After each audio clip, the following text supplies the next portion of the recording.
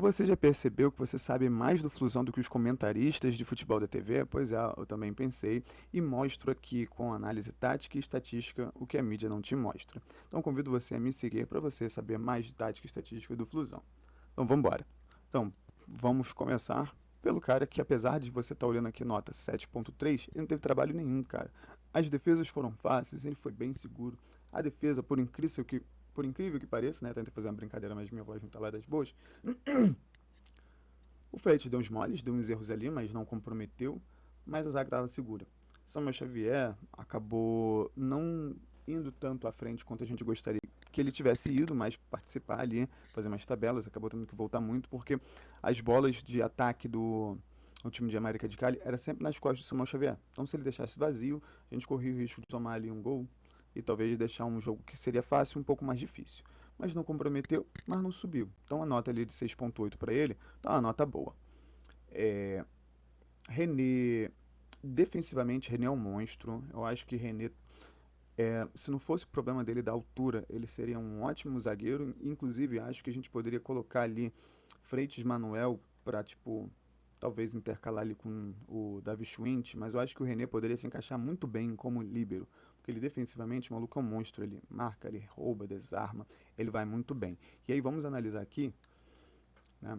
Por exemplo, você vê ali onde o mapa de calor dele tá. Ele tá muito, né, mais predominante para a marca do meio do campo para trás. Se a gente for comparar com o Samuel Xavier tem uma concentração aqui também na parte defensiva, mas essa parte defensiva do Samuel Xavier é mais ofensiva do que do René, né? E aí, se a gente pega os números defensivos do René, você pega 5 cortes, 2 chutes defendidos, 5 interceptações e 2 desarmes, cara. São 3, né, 60% dos duelos ganhos no chão. O maluco, ele marca muito bem. Ele defensivamente ele é monstro, né? Ofensivamente que ele deixa muito a desejar. Ofensivamente erra muito cruzamento, erra passe, erro de decisão, erro de posicionamento no ataque, erro de puxada de contra-ataque. Parte ofensiva dele deixa muito a desejar. Talvez ele como líbero seria muito melhor. Eu parto desse pressuposto de que a gente tem que analisar o que um jogador sempre está fazendo de bom e manter ele naquela posição, seja defensivo, seja ofensivo. E quando ele joga de lateral, ele acaba tendo que dividir ali a parte lateral com outros jogadores. No Mundial, a gente jogou no 3-5-2, mas ofensivamente ele não participou das jogadas. Freitas e Manuel, eles não comprometeram, foram relativamente bem. O Juan Freitas não ganhou nenhum dos 3 duelos, né? Mas acabou não gerando nenhum problema defensivo.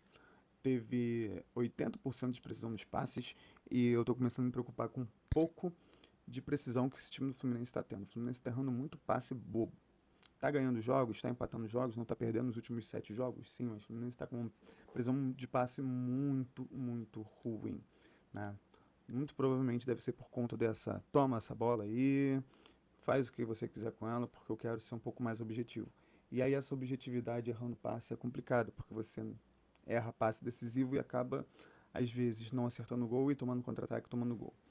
Manuel, acho que o Manuel foi melhor do que o Freitas, né? O Manuel, por exemplo, o Freitas não ganhou nenhum dos 3 duelos. O Manuel não ganhou, mas foram só um que ele tentou ali. Foram 3 duelos no chão, no alto, né? 4 cortes. O Freitas já teve quantos cortes? Os mesmos 4 e teve 3 interceptações. O Manuel teve uma, né? Mas a zaga não foi tão exigida assim. E aí já no meio, a gente teve aí Matheus Martinelli sempre jogando muito bem e Hércules. Hércules teria sido substituído no meio do jogo, né? Parece que ele reclamou de alguma dor. A gente tem que esperar que o nosso Hércules ali não esteja lesionado, porque provavelmente vai ser Hércules e Bernal no meio contra o Bragantino, já que o Matheus Martinelli tomou cartão jogando contra o Fortaleza e não joga contra o Bragantino. Então a gente tem que torcer para o Hércules estar bem e jogar, porque ele jogou bem, apesar de 80% da precisão de passe, de novo. Outro jogador que tem uma precisão de passe, né, muito baixa comparado com o que a gente espera de 90% de jogador. Matheus Martinelli, por exemplo, 89%. Esse daqui é o normal do Martinelli, 89% é o normal do Martinelli, 88%. Quando é abaixo de 85% é preocupante, né? 2 passes longos, ele simplesmente acertou 7 de 10 dribles. O Martinelli hoje acertou 7 de 10 dribles que tentou. 2 finalizações para fora, uma finalização no gol. Ele tentou justamente 3, 2 dentro da área e uma do lado de fora. O Hércules, ele até tentou um chute, né? Na verdade, ele ia ficar de cara pro gol pro chute, mas o Everaldo acabou desfazendo uma jogada muito bonita. O Hércules teve um momento pela lateral que saiu levando todo mundo também, acabou não tendo ninguém ali para tabelar com ele, acabou que a bola foi para linha de fundo. Mas Matheus e Hércules, quer dizer, Matheus ninguém vai conhecer como Matheus, né? Mas Martinelli e o Hércules foram muito bem. Martinelli mais um gol em Sul-Americana e Hércules uma assistência. Hércules com o Renato Gaúcho outro jogador, com o Mano Menezes ele não estava bem, mas agora que Hércules está chegando mais à frente, está jogando muito bem. Mas eu ainda sinto que Lima não é um jogador para esse meio, cara.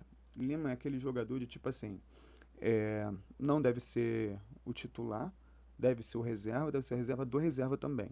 E aí, eu durante a partida, eu mencionei, e não sei se você concorda comigo, mas eu acho que o terceiro jogador, ele deve ser o reserva o tempo inteiro. E aí tem o titular e tem o titular do absoluto e o titular que é o substituto. O Cano e o Everaldo. O Cano é titular e o Everaldo é substituto. Quando o Cano não joga, entra o Everaldo. E aí, se o Everaldo cansar, eu não acho que deveria entrar o Cano no lugar. Eu acho que deveria entrar é o John Kennedy. Assim como o Cano vai jogar, o Cano vai ser substituído, quem deveria entrar é o John Kennedy. Porque senão, porque se você fica intercalando Cano, Everaldo, Cano, Everaldo, Cano, Everaldo, você está dando um ritmo de jogo para esses dois, o John Kennedy não. E aí depois de muitos jogos sem entrar, o John Kennedy entrou agora por 15 minutos. E entrou bem. Entrou melhor do que o Everaldo.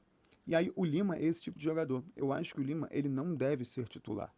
Ele entrou aí. Eu acho que ele deve ser reserva e iria entrar no lugar do Lima. Ou se é o Nonato, entrar no lugar do Nonato. Se é o Ganso, entra no lugar do Ganso. Agora não deveria ser ele o titular. Porque ele sempre está jogando. Titular, reserva, titular, reserva. E os outros jogadores acabam, às vezes, ficando na terceira, né, posição. E aí, por exemplo, não tem o Everaldo, não tem o Cano. O JK está bem entrosado com a equipe porque ele sempre está entrando substituindo aqueles jogadores que sempre estão sendo, né, intercalados. Assim como o Lima. O Lima sempre iria entrar porque o Ganso sempre vai sair, porque o Ganso sempre está, né, uma condição de jogo mais de, tipo assim, se ele correr muito, ele desgasta. E se ele ficar sem correr muito tempo, o time fica desguarnecido. Então o Lima iria entrar nesse momento no lugar do Ganso, mesmo no lugar do Nonato, né? Mas em relação, por exemplo, o Ganso não tem substituto, agora tem com a Costa. Então seria o Ganso, a Costa e o Lima no lugar de um dos dois. Né? E aí o Nonato no lugar do Hércules, Martinelli, Bernal, Martinelli, Hércules e assim vai. Mais uma vez eu falo de Lima e mais uma vez eu falo que o Lima, ele não é horrível, mas ele não faz nada bem do que ele, né, do que um jogador normalmente tem, né, de questão, por exemplo, de passe. Né? Aqui o Lima tem 86% de passe, mas você pega os passes dele, é tudo passe para trás. Né? Poucos passes dele são para frente. Hoje, assim como no semana passada, foram jogos mais fáceis para ele. Então acabava que ele conseguia olhar um pouco para frente e dar uns passos mais verticais, mais para frente em direção ao gol. Mas quando os jogos são mais difíceis, ele sempre pega a bola e toca para trás. Ele é incapaz de às vezes andar uns 5 metros à frente para receber essa bola de frente. Não, ele pega a bola, às vezes ele pode até girar, vai tocar para trás. E é incrível como o Lima tem essa questão de segurar o jogo para trás e não ir para frente. Né? Mas até que hoje ele foi bem. Vamos lá. Bloqueou um chute, ganhou 5 de 7 duelos, né? Ou seja, um percentual bem alto, bem mais da metade. No alto, apesar de ele ter uma altura não das maiores, mas ele ganhou. Teve 6 perdas de posse de bola apenas, né? O que é um número baixo para ele, porque ele teve 33 ações com a bola. E aí, se a gente compara esses números, né, mostra, pô, o Lima não foi tão mal assim. Mas isso não é o que a gente espera de um jogador, ele, né, teve um chute travado, de um jogador que está como meio ofensivo. Né? Ele tem precisão de passe aqui, por exemplo, mas parte desses passes aqui não são passes verticais, são passes para trás. Né? Mas enfim, o que eu tinha para falar do Lima eu já falei e acabei repetindo aqui. E aí, Everaldo? O Everaldo, ele é uma incógnita, cara. Eu não consigo entender o Everaldo porque por 2 momentos eu lembro de lances aqui em que ele pega, recebe essa bola de pivô. Ele normalmente não faz o pivô, mas o outro jogo estava tranquilo, ele conseguiu fazer pivô. Mas aí ele não se esforça de tentar, mesmo com o pivô, mesmo recebendo marcação, ele não consegue ser mais forte do que o jogador que está marcando ele para tentar dar um passe para lateral e a gente conseguir dar um contra-ataque. Porque se tem um jogador que está segurando ele, provavelmente tem um outro jogador próximo, tem provavelmente 2 jogadores desmarcados, cara. E aí ele é incapaz de tentar a jogada ali, cara. E aí ele é incapaz de tentar a jogada ali. Ele se joga no chão, ele cai e fica reclamando, ao invés dele simplesmente tentar dar o passe. Pô, é falta. Tenho certeza que é falta, mas tenta dar um passe, porque se tu não conseguir, é falta. E ele não tenta. E é muito engraçado isso, cara. Dá raiva ver o Everaldo jogar. né? Ele pode ajudar a equipe de outras formas, mas o que você espera de um centroavante fixo igual o Everaldo é, que é pivô e testar e chutar, ele não faz, cara. Ele não faz, não faz. Aí quando ele, por exemplo, naquele jogo do Mundial de Clubes, ou mesmo hoje, ele recebe uma bola, na hora dele dar uma condição de um passe bem para um jogador, ele acaba também errando passe, cara. É complicado ter um atacante como o Everaldo, né? Ó, 3 passes decisivos. Desses 3 passes decisivos, né? Um dele, não sei se daí considera passe decisivo se ele errar o passe, né, do jogador. Mas uma ele não deixou o Hércules na cara do gol porque ele perdeu. Numa outra, ele recebeu sozinho, veio pelo lado, tocou do outro lado numa bola que não foi na diagonal, foi na posição onde o jogador estava, mas deveria ter sido onde o jogador estava indo. Então é complicado olhar o Everaldo. Mas, tipo assim, não vou dizer que nenhum jogador jogou mal nessa partida. Jogar mal nessa partida contra esse time que foi, seria testado de, tipo assim, ser quarto, quinto reserva. Mas eu acho que poderia ter sido melhor. É, acho que a gente poderia ter. É porque talvez o Samuel Xavier tivesse cansado, né? Mas eu acho que o Canal poderia ter se substituído, colocar um Riquelme e tal. Né?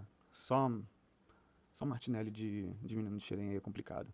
E aí a gente vem com os jogadores que entraram.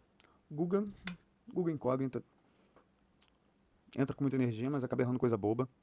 Ganso entrou para cadenciar, puxou 2 bolas lindas pro Keanu, uma delas ele não conseguiu chegar e na outra ele chegou, mas sem êxito. Facundo Bernal, muita energia, mas não vou dizer que o Bernal jogou mal esse jogo, porque não dá pra dizer muito que ele jogou mal, mas tipo, de novo, esperava mais, né? Mas depois do segundo gol o Fluminense ficou relaxado. John Kennedy entrou bem, entrou marcando o goleiro, entrou correndo, entrou se doando, coisa que eu não vejo o Everaldo fazendo, assim como no jogo contra o Fortaleza eu não vi o Cano fazendo.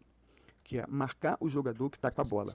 Se você tá vendo o jogador que tá com a bola e ele tem liberdade para tocar para quem que for, a bola vai chegar com qualidade para aquele jogador.